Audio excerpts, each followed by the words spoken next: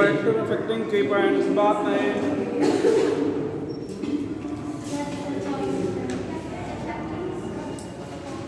Factor affecting की points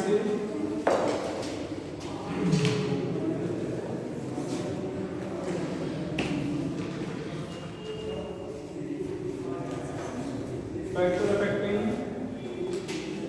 kappa and C, conductance and conductivity, conductance and conductivity। तो conductance और conductivity को कौन से फैक्टर अफेक्ट करते हैं हम लोग ये देखते हैं, ठीक है। तो यहाँ पर देखा जाए kappa and C are inversely proportional to solute interaction।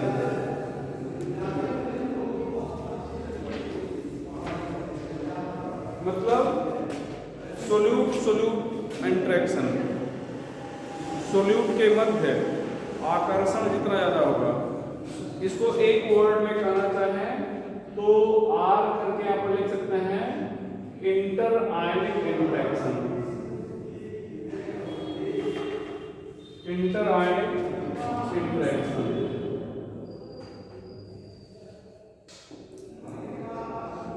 Inter ionic interaction. तो केपा और सी इंटर आयनिक इंटरेक्शन के क्या होगा, इनवर्सली प्रोपोर्शनल,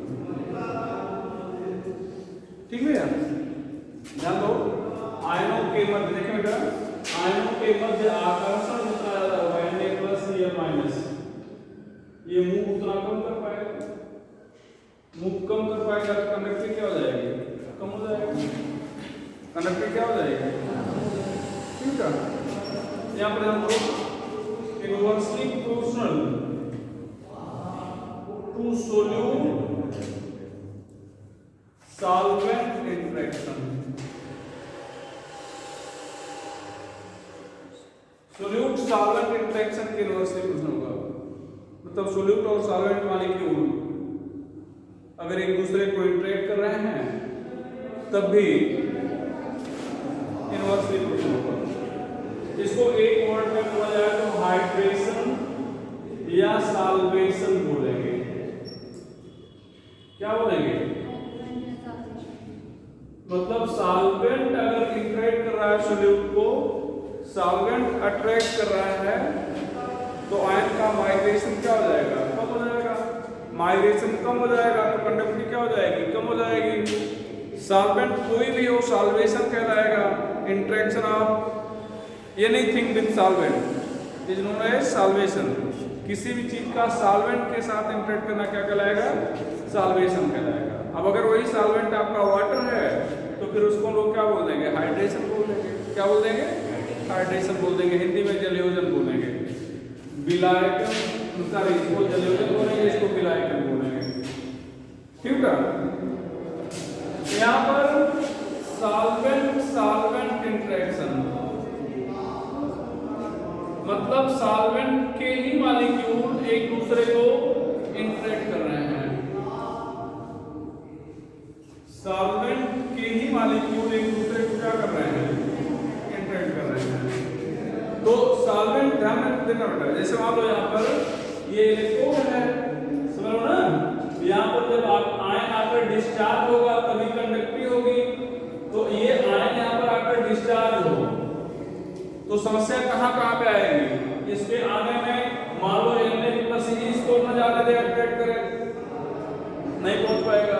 तो Na प्लस अट्रैक्ट कर रहा तो इंटर आयनिक इंटरेक्शन कराएगा। यहाँ पर मीडियम होगा, सॉल्वेंट होगा, कुछ वाटर वगैरह, वाटर या जो भी सॉल्वेंट है वो अट्रैक्ट कर रहा है, नहीं पहुंचने दे रहा है, तभी हिंड्रेंस है, अवरोध है, रेजिस्टेंस है कि नहीं। तीसरा कि इसको ना तो Na प्लस मतलब सोल्यूट इंटरेक्ट कर रहा है, ना सॉल्वेंट इंटरेक्ट कर रहा है, मतलब सोल्यूट भी इंटरेक्ट नहीं कर रहा है, सॉल्वेंट भी इंटरेक्ट नहीं कर रहा है, लेकिन सॉल्वेंट आपस में ही इंटरेक्ट कर रहे हैं। मतलब सॉल्वेंट के जो मॉलिक्यूल हैं ये आपस में ही, इनके बीच में रिलेशन बहुत अच्छा है, अट्रैक्शन बहुत अच्छा है। आपको भी कोई चीज दे दिया जाए, भैया लेके जाओ, ठीक है, और आप बैठे हो बढ़िया बतिया रहे हो, दोस्ती बहुत अच्छी, आपको जाने नहीं दे रहे हैं, आपके गुजराती के हैं, तो यहाँ पे जो जाना है उसका आप लोगों को कोई लेना देना है, बस ये है कि आपके साथ जाना है, तो आप जा ही नहीं रहे हो, तो ले कैसे जाओगे? ठीक है, तो ये जो आयन है ये तो मीडियम के द्वारा ही पहुंचेगा यहाँ तक, और मीडियम मूव भी नहीं कर रहा है, मीडियम के साथ ही पहुंचेगा और मीडियम मूव नहीं कर रहा है, तो फिर तभी अवरोध है। ठीक है, तो इसको एक वर्ड में अगर बोलना चाहे तो लोग क्या बोलेंगे? विस्कोसिटी। एक वर्ड में बोलना चाहे तो क्या बोलेंगे? विस्कोसिटी। मतलब सॉल्वेंट के बीच में जो इंटरेक्शन होता है, लिक्विड मॉलिक्यूल के बीच में जो इंटरेक्शन होता है उसको लोग क्या बोलते हैं भैया? विस्कोसिटी बोलते हैं। ठीक है, तो अगर विस्कोसिटी ज्यादा है तब भी कंडक्टिविटी क्या होगी? कम होगी। अच्छा, अब अगला फैक्टर आता है टेम्परेचर। अगला फैक्टर क्या आता है? टेम्परेचर। टेम्परेचर के डायरेक्टली प्रोपोर्शनल होगा। टेम्परेचर बढ़ाने पर क्या होगा? ध्यान देना होगा, टेम्परेचर बढ़ाने पर जितने भी अट्रैक्शन है सब घट जाएंगे। टेम्परेचर बढ़ाने पर सारे इंटरेक्शन क्या हो जाएंगे? कम हो जाएंगे, और सारे इंटरेक्शन कम हो जाएंगे तो फिर अपने आप पहुंच जाएगा। ठीक है, यहाँ पर क्या कर सकते हैं ब्रैकेट में, as on increasing temperature all atom interaction decreases. As on increasing temperature, all atom interaction decreases, क्योंकि टेम्परेचर बढ़ाने पर सारे इंटरेक्शन घट जाते हैं, क्योंकि टेम्परेचर बढ़ाने पर सारे इंटरेक्शन घट जाते हैं।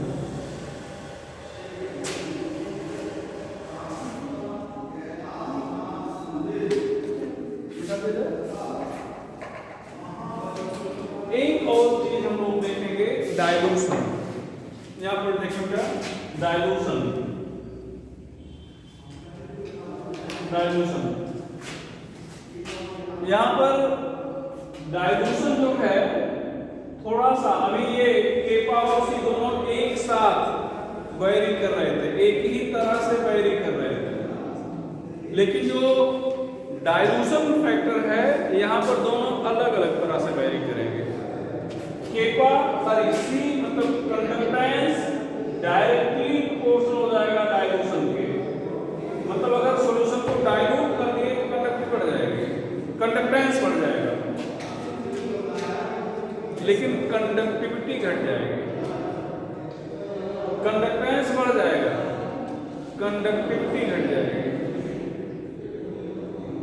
ठीक है, अब सोच रहे होंगे ये क्या है, कंडक्टेंस बढ़ जा रहा है, कंडक्टिविटी घट जा रही है, तो यहां पर कंडक्टेंस बढ़ क्यों गया? As on dilution inter ionic interaction decreases. Inter ionic interaction decreases, तो डाइल्यूट करने पर अंतर आयनिक आकर्षण बल घट जाता है, मतलब आयनों के मध्य लगने वाला आकर्षण बल क्या हो जाता है?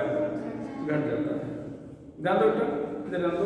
जैसे आपने ये एक सॉल्यूशन लिया है, यहाँ पर सपोज करो यहाँ पर K plus Cl minus solution था। अब यहाँ पर मान लो आपने वाटर और ऐड कर दिया, डाइल्यूट करने का मतलब सॉल्वेंट को मिला देना या ऐसे ही जो अमाउंट था उसको कम कर देना, जो अमाउंट था उसको क्या कर देना? कम कर देना। अभी आप मान लो नीट के बच्चे हो, सभी नीट के हो, यहाँ पर आपका 100% कंसंट्रेशन है। अब इसी में कुछ जेई के बच्चों को बैठा दिया जाए तो इसका मतलब आपको डाइल्यूट कर दिया गया। 10, 12, 15 बच्चे जो भी बैठ रहे हो गए, इसमें सभी नीट के हैं तो 100% हो। अब मान लो यही संख्या डबल करके, लेकिन आप नीट वाले नहीं रहे, क्या रहे? जेई वाले बच्चे को बैठा दिया गया। तो इसका मतलब आपको डाइल्यूट कर दिया गया। फिर और किसी बच्चे को लाके बैठा दिया गया, आपका और डाइल्यूट कर दिया गया। तो आपका आप ये नहीं कि आपको निकाल के भगा दिया जा रहा, आप हो उतने, लेकिन जो इस रेशियो में थे वो क्या हो जा रहा है, कम हो जा रहा है। ठीक है, तो अब यहाँ पर मान लो K प्लस Cl माइनस, यहाँ पर वाटर डाला गया तो हो सकता है K प्लस और Cl माइनस के बीच में वाटर आ जाएगा। तो वाटर आ गया तो इनके बीच में इंटरेक्शन क्या हो गया, कम हो गया, अट्रैक्शन कम हो गया, मूवमेंट बढ़ गया, कंडक्टेंस बढ़ गया।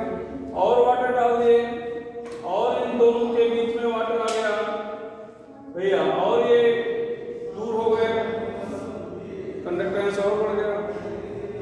आयनों के बीच अट्रैक्शन क्या हो गया, और कम हो गया, कंडक्टेंस और क्या हो गया भैया, बढ़ गया।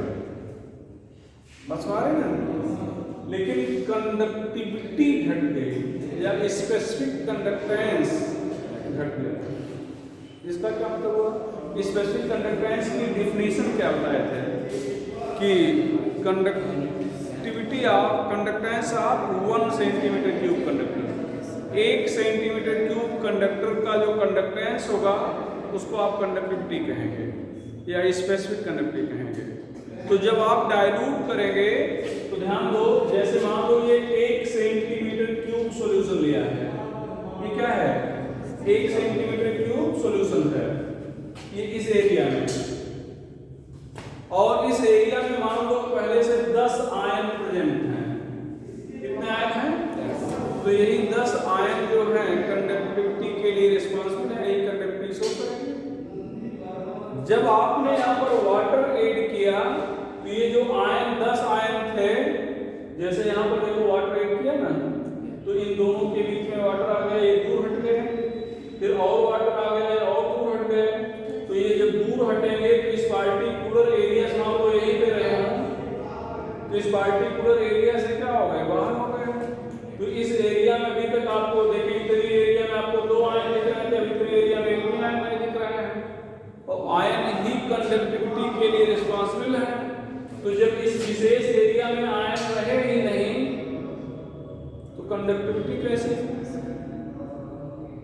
तो उस पार्टिकुलर एरिया की कंडक्टिविटी क्या हो गई, कम हो गई। जैसे मान लो इस बेंच पे अभी 3 लोग बैठे हो, 4 लोग, ठीक है, मान लो बैठने में आपको दिक्कत हो रही है, लिख नहीं पा रहे हो, पढ़ने में समस्या है, बेटर रिजल्ट नहीं दे पा रहे हो, आपको थोड़ा दूर कर दिया गया। तो दूर कर दिया गया तो फिर आप बढ़िया से बैठ रहे हो, लिख रहे हो, पढ़ रहे हो, सुन रहे हो, समझ रहे हो, आपको कोई प्रॉब्लम नहीं हो रही है, तो आपके रिजल्ट सुधरने लगे।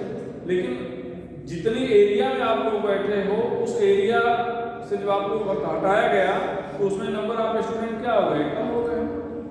तो हो सकता है कि आप सभी का सिलेक्शन हो जाए, तो सिलेक्शन तो बढ़ गया लेकिन उस एरिया से सिलेक्शन क्या हो गया, कम हो गया। बात सुनो ना भाई, आपको बढ़िया फैला दिया गया, एकदम दूर दूर बैठ गए, सब पढ़ रहे हो बढ़िया से, आपके पास टीचर पहुंच के सारी चीजों को बता दे रहा है, ठीक है, पढ़ने में आपको लिखने में सब कुछ अच्छा लगने लगा, आपका परफॉर्मेंस बढ़ गया, सभी सिलेक्ट हो गए। लेकिन एक पार्टिकुलर एरिया को ले लिया जाए तो उसमें नंबर ऑफ स्टूडेंट क्या हो गए, कम हो गए।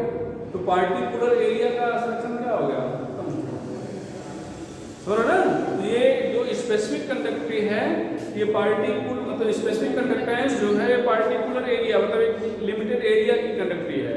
तो जब डाइल्यूट करते हैं तो उसी एरिया में वाटर भी आता है, तो वाटर आयन को क्या कर देता है, दूर कर देता है, तो नंबर ऑफ आयन क्या आ जाते हैं, कम हो जाते हैं।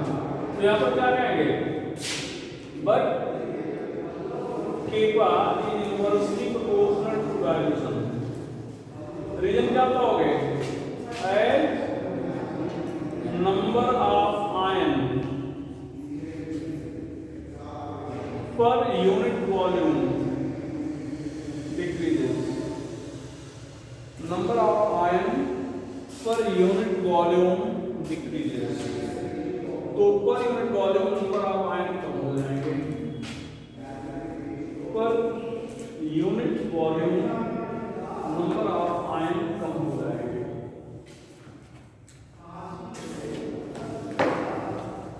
ठीक है,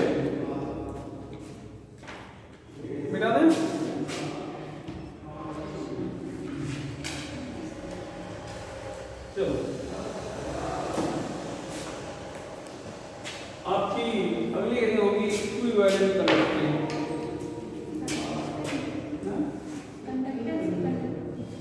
conducting equivalent conducting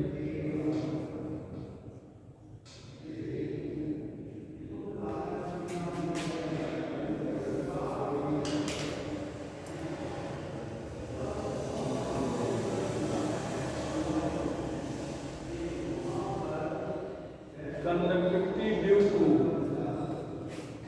ion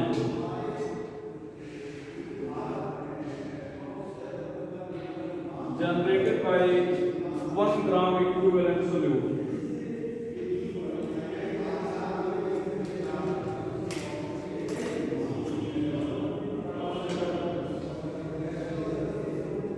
present in V milliliter solution. Present in V milliliter solution, so that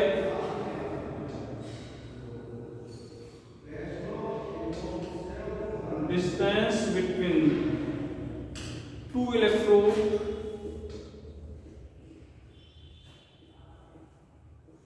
is 1 centimeter and cross section area of electrode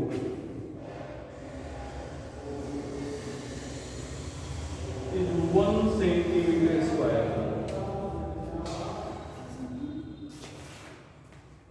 Conducted due to ion generated by 1 gram equivalent solute present in V milliliter solution, so that distance between two electrodes is 1 centimeter and cross section area of electrode is 1 centimeter square. 1 centimeter square.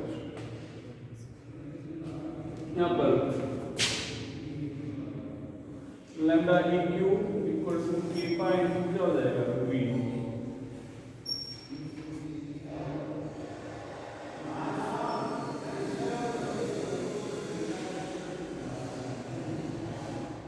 Equivalent conducting K pi जान ही रहे हो, specific conductance यहाँ पर V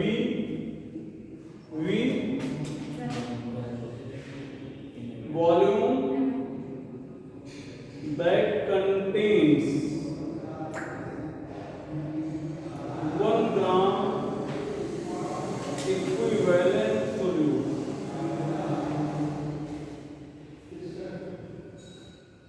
Volume that contains 1 gram equivalent solute.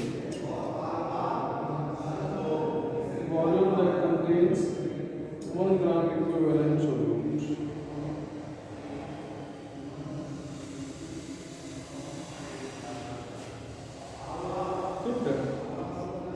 Let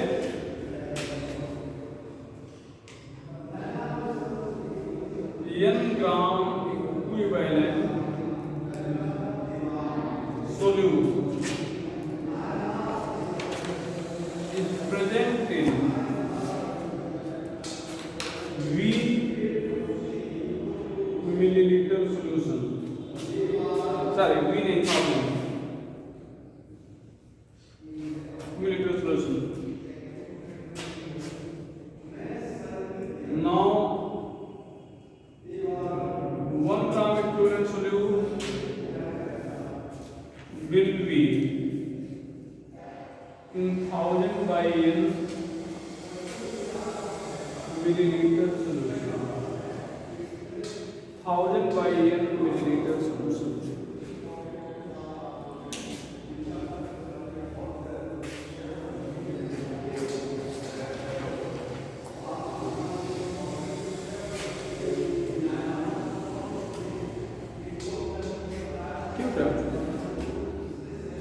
तो ये हो जाएगा। अब इस वैल्यू को कहाँ पे, अच्छा n देखो 1 gram equivalent present between 1000 by n millilitre solution. अच्छा यहाँ पर दो ग्राम में ग्राम इक्विवेलेंट होना चाहिए। चलो ठीक है, तो यहाँ पर देखो 1 ग्राम इक्विवेलेंट, या ऐसे कहो 1000 मिलीलीटर में जितने ग्राम इक्विवेलेंट होते हैं उसको नॉर्मलिटी कहते हैं। अगर 1000 मिलीलीटर में 1 ग्राम इक्विवेलेंट है नॉर्मलिटी होगी, 2 ग्राम इक्विवेलेंट है नॉर्मलिटी 2 होगी, 3 ग्राम इक्विवेलेंट नॉर्मलिटी 3 होगी, और n ग्राम इक्विवेलेंट है तो नॉर्मलिटी n। नॉर्मलिटी क्या हो जाएगी n, तो इसका मतलब यहाँ पर n क्या है, नॉर्मलिटी है। अच्छा, इस वैल्यू को हम लोग सब्स्टिट्यूट करें ऊपर वाले फार्मूले में, तो यहाँ पर लैम्डा eq इक्वल टू क्या हो जाएगा, k इनटू 1000 डिवाइड बाय कितना term n, where n is normality. Unit क्या लिखना चाहोगे, यूनिट ओम inverse cm square equivalent inverse, या यस ओम इनवर्स ना पे यस लिखते हो Simon, centimetre square equivalent inverse, ठीक है। तो लिखेंगे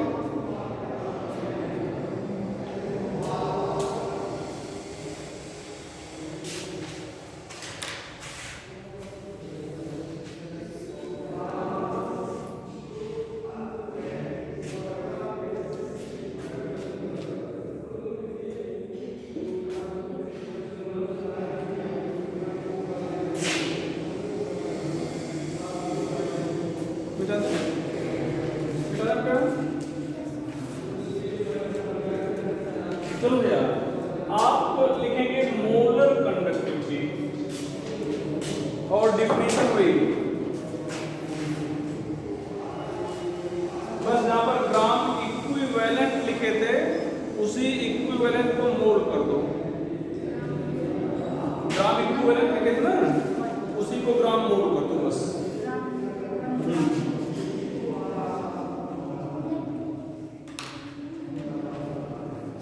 लिख लेंगे ना भैया, मोलर क्या लगता है,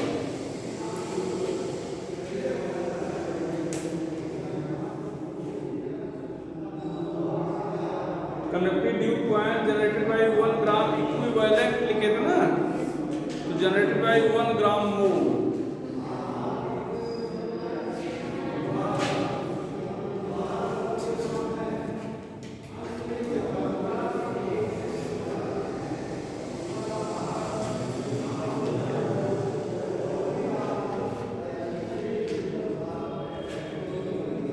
दिक्कत हो रही तो लिखे भैया, चलो यहाँ पर क्या लिखेंगे,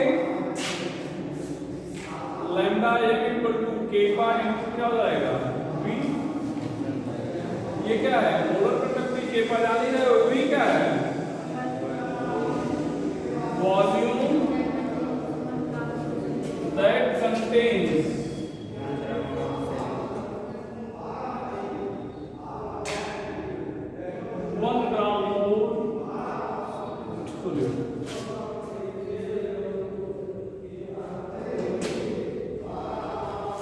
अच्छा वॉल्यूम इन मिलीलीटर होगा यहाँ पर भैया, late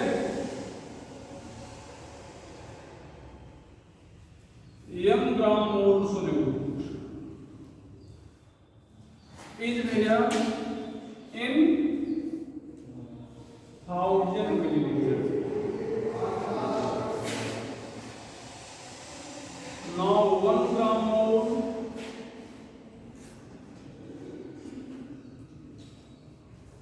solute will be in 1000 by m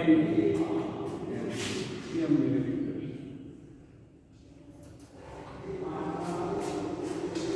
तो यहाँ पर क्या हो जाएगा, lambda m equal to k का 1000 by m, I की करके लिख सकते हो, where m is molarity. Unit में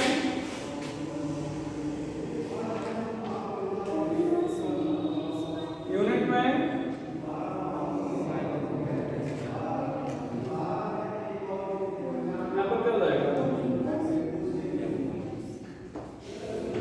ohm inverse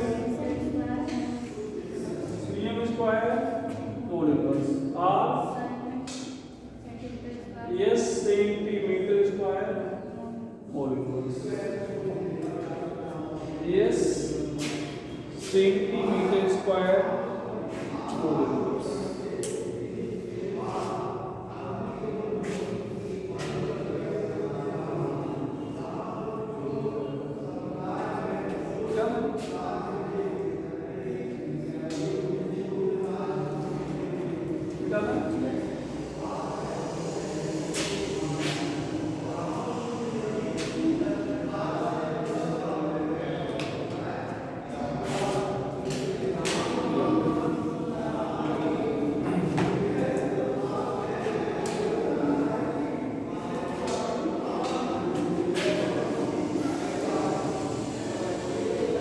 relation between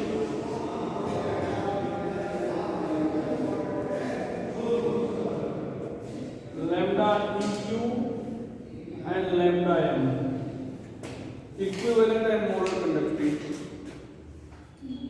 Relation between equivalent and molar conductivity.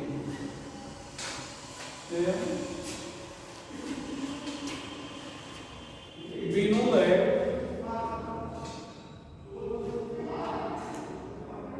lambda m equal to क्या हो जाएगा kappa into 1000 upon m और lambda eq kappa 1000 upon m equation 1/2 तो क्या हो जाएगा ध्यान दो 1 को 2 से डिवाइड करेंगे तो कैंसिल हो जाएगा फाइनली m ऊपर और m नीचे यहाँ पर क्या आ जाएगा lambda m upon lambda eq equal to n upon m और एक रिलेशन होता है n ये इसको n कह सकते हैं तो lambda m upon lambda eq equal to क्या हो जाएगा n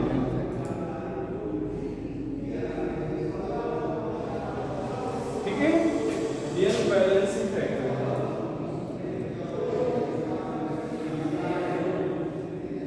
n क्या है बैलेंसिंग फैक्टर तो ये फार्मूला पूरा के आपको याद रखना चाहिए ये रिलेशन से चाहे तो आप लिख सकते हैं नॉर्मलिटी और मोलरिटी में रिलेशन है n बैलेंसिंग फैक्टर है देखिए क्या n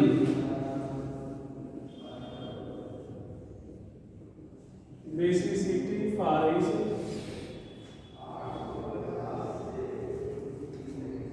एसिडिटी फॉर बेस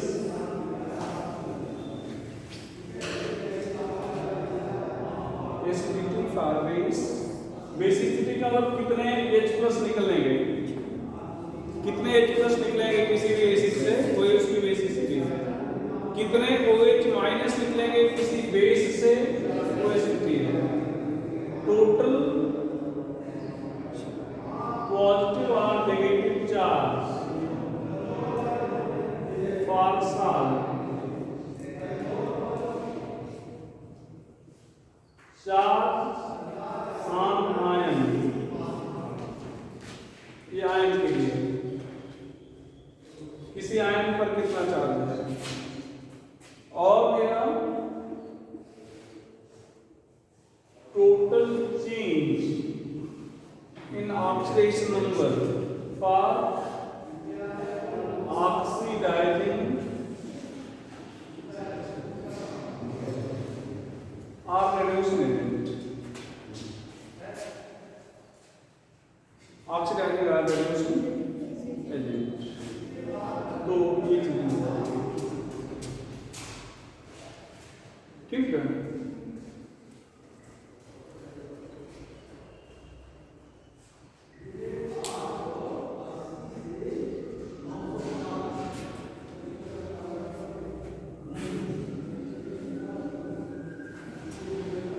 बेटा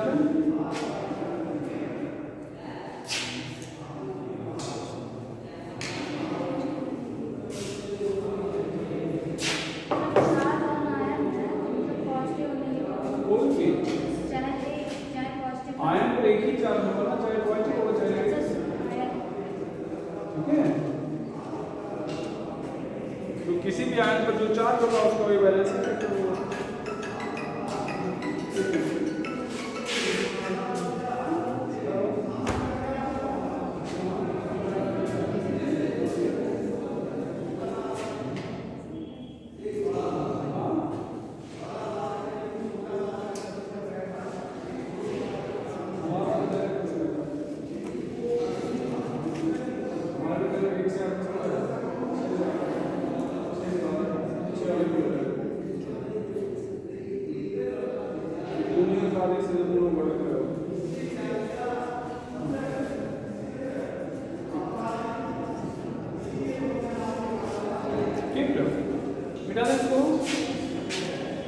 चलो अब कुछ क्वेश्चन लोग सॉल्व करेंगे। पहला क्वेश्चन,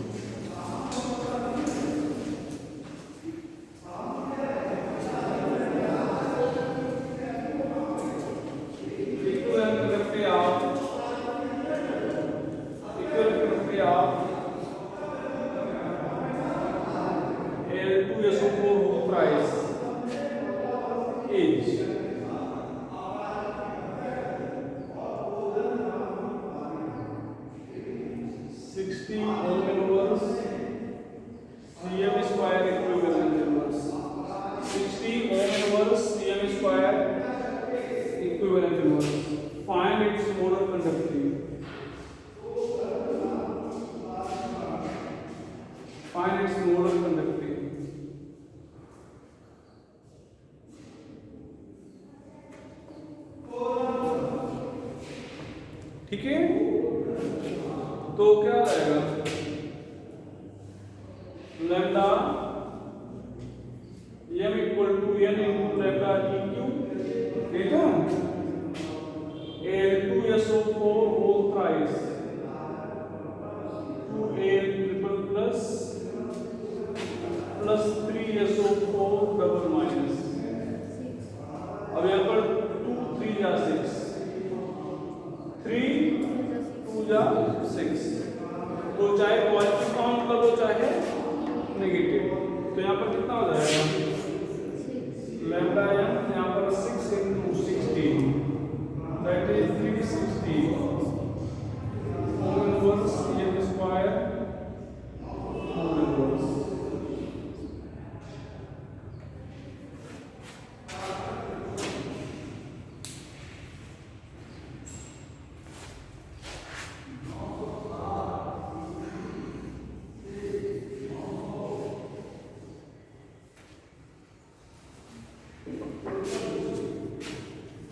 ठीक है, find lambda Q for following.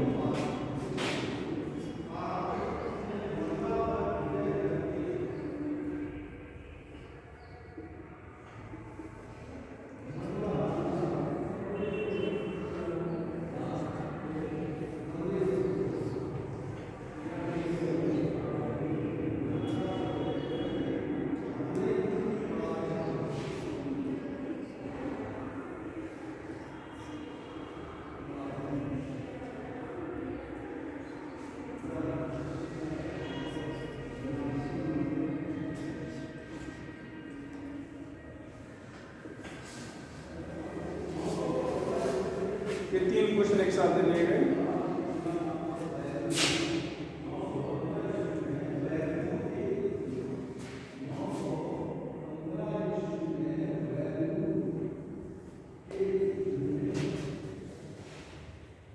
ठीक है, तो ध्यान दो ये H3PO3 है, ध्यान रखना किसी भी एसिड में जितने H दिखते हैं निकल जाते हैं कि वही उसकी बेसिसिटी होती है।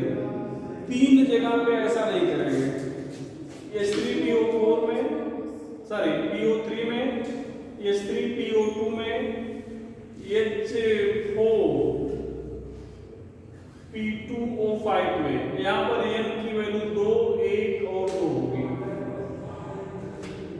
ठीक है, एक और लिखो H3PO3 में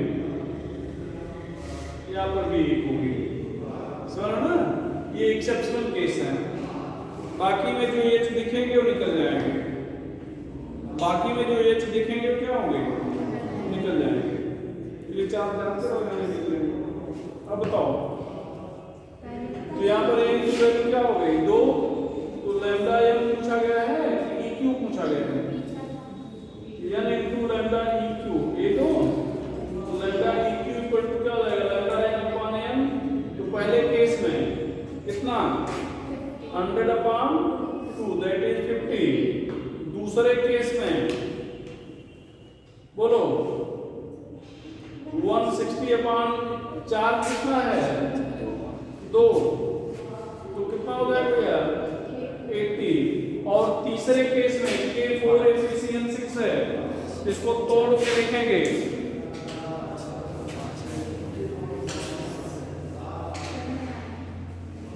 भैया इसको तोड़ के लिखेंगे K4 FeCN6 को।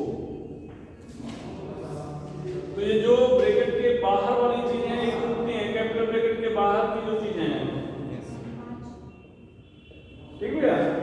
तो यहाँ पर क्या हो जाएगा, ये 4 पहले आ जाएगा, 4K हो जाएगा, यहाँ पर 8 है तो यहाँ पर 8 प्लस हो जाएगा, यहाँ पर FeCN6, यहाँ पर 4 माइनस होगा, तो कितना हो जाएगा यहाँ पर, ये 4 1 जा 4, और यहाँ पर ये 4 रही है, तो n की वैल्यू कितना आ गई 4।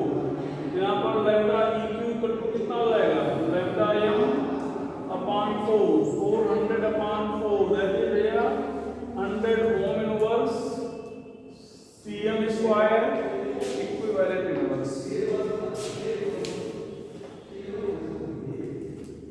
मिटाना है, मिटाना है।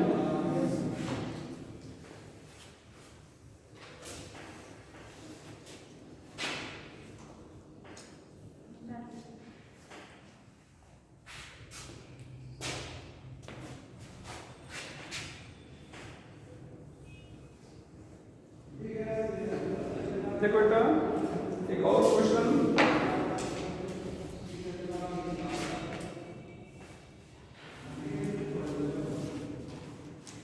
Resistance of 0.01 m acetic acid solution is solution filled in conductivity cell, filled in conductivity cell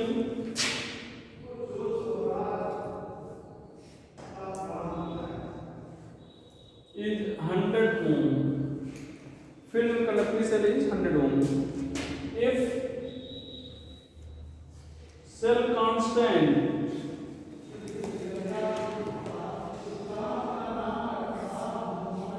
of cell is 0.1 centimeter inverse,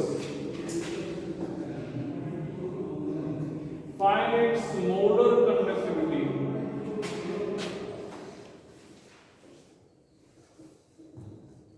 Find its molar conductivity. भैया देखो बेटा यहाँ पर lambda M equal to kappa into 10⁻³ upon M, ये तो molar conductivity जब भी निकालना होगा तो यही फार्मूला हम यूज करेंगे। अच्छा यहाँ पर ध्यान रखना मोलरिटी दिया गया है, मोलरिटी कितना 0.01 m, केपा कितना सेल कांस्टेंट अपॉन रेजिस्टेंस, तो ये अपॉन ये क्या होता है बेटा सेल कांस्टेंट दैट इज कितना है 0.1 और आर कितना है 10⁻³ कितना हो जाएगा 10⁻³, ठीक है। तो लैम्डा एम अब केपा की वैल्यू कितना है -3, यहाँ पर ऑलरेडी 10⁻³ है, नीचे 0.01 आ जाएगा, तो कितना आ जाएगा finally 100 ohm inverse Cm square mole inverse. तो आज की नेक्स्ट डे भी कुछ प्रैक्टिस और चलेगी, पहले प्रैक्टिस करेंगे कुछ क्वेश्चन पे, ठीक है। अभी 3-4 टाइप के क्वेश्चन में कराने हैं, तो उन क्वेश्चंस को कराएंगे और फिर इफेक्ट ऑफ डाइल्यूशन पढ़ेंगे कहाँ पे, मोलर कंडक्टिविटी पे, ठीक है। ठीक, कोई डाउट आप करो, चलो क्लास करो।